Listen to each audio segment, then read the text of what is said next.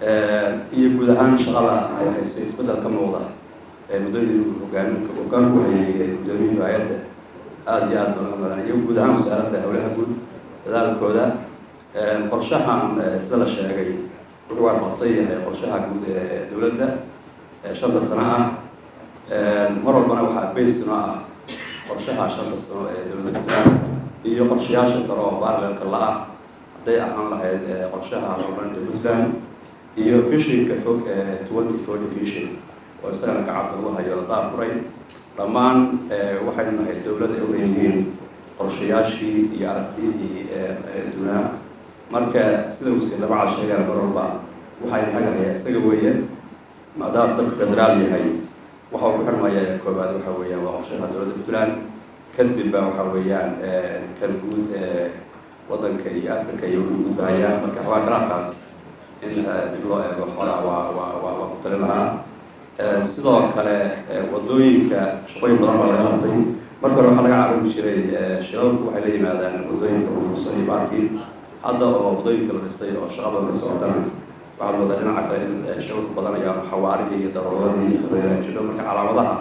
calaamad traafika oo bari baaba-ay ama la fursaday inagaan lagu daro ay dhinaca socdaan wadooyinka oo ku talin lahaa oo waddada marka xarga laga jaraba calaamadii wadooyinka muujinayaba haddii ayaguna ay diyaar yihiin kale wasaaradda walaadu shaqaa aad u badan bay ka haysaa hadday ahleed lisinka darawalka iyo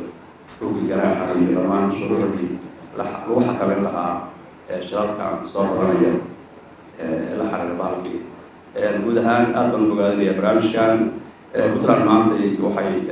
qabsatay ka sokow waxay tusaale fiican u tahay guud ahaan soomaaliya iyadoo la tihiin maanta in dalka ay ka jiro abaar baahsan haddana maanta soomaaliya meel ay ka socoto ay isdhaca socoto in abaarta loo gurmado in kaabayaasha dhaqaalaha laga shaqeeyo iyo in amniga laga shaqeeyo maanta soomaaliya meel intaas soo socota ma jiro marka waa tusaale fiican waan isleenahay puntlandna way ku horumaray soomaalida inay tusaale u qaadato oo intii waxyaala kale oo mayna lagu mashquuli lahaa in taasna waxay ku timi dowlwanaagga uu hoggaanku yahay madaxweyne sida abdullaahi tiri iyo isku duubnida dowlad iyo shacab la isku duuban yahay oo hal aragti laga yahay dalka horumarkiisa iyo amnigiisa in si looga shaqeeyo si midnaba aad iyo aad waxaan soo dhaweynaya qorshahan ka wasaara qorsheen ahaan dhinaca dhaqaalaha hadday tahay iyo dhinaca u qareemidda hadday tahayba